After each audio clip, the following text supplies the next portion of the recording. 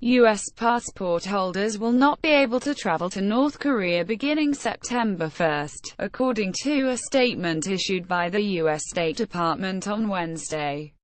Officials say that anyone currently in North Korea that hold a U.S. passport should leave before the restrictions take place next month, which will remain in effect for 1 year unless extended or sooner revoked by Secretary of State Rex Tillerson.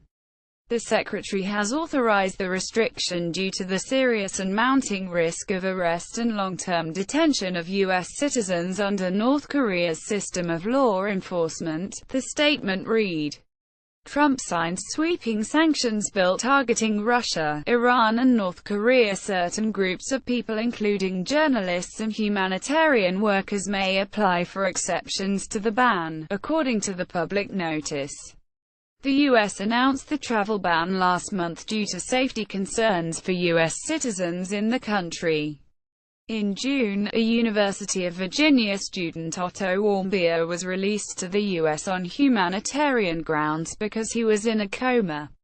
He had been sentenced to 15 years of hard labor in North Korea for allegedly stealing a propaganda poster in March 2016. The 22-year-old died on June 19, days after he returned to the U.S.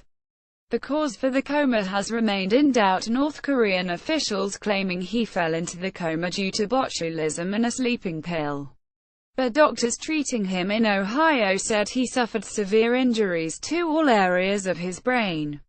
At least 16 U.S. citizens have been detained in North Korea in the past 10 years, the State Department says. North Korean authorities have detained those who traveled independently, and those who were part of organized tours. The State Department adds that possession of any media, either physical or electronic, that is critical of the North Korean government or its leaders is considered a criminal act punishable by long-term detention in hard labor camps and heavy fines. Reuters news agency reports that North Korea is holding 2 Korean-American academics and a missionary, a Canadian pastor and 3 South Korean nationals who were doing missionary work. Japan says North Korea also detained at least several dozen of its nationals, Reuters adds. Wednesday's notice also comes amid extreme tension between the United States and North Korea. This will be the first country that Americans aren't allowed to travel. North Korea has been in the process of flexing its military might after the country's second successful intercontinental ballistic missile ICBM test on Friday. The missile flew longer and higher than the first, according to its wary neighbors, leading analysts to conclude that a wide swath of the U.S., including Los Angeles and Chicago, is now within range of Pyongyang's weapons.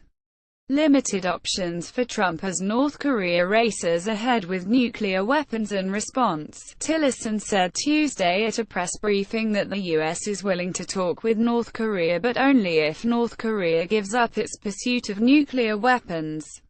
We felt the appropriate thing to do first was to seek peaceful pressure on the regime of North Korea, to have them develop a willingness to sit and talk with us and others, but with an understanding that a condition of those talks is that there is no future where North Korea holds nuclear weapons or the ability to deliver those nuclear weapons to anyone in the region, much less to the homeland, Tillerson said.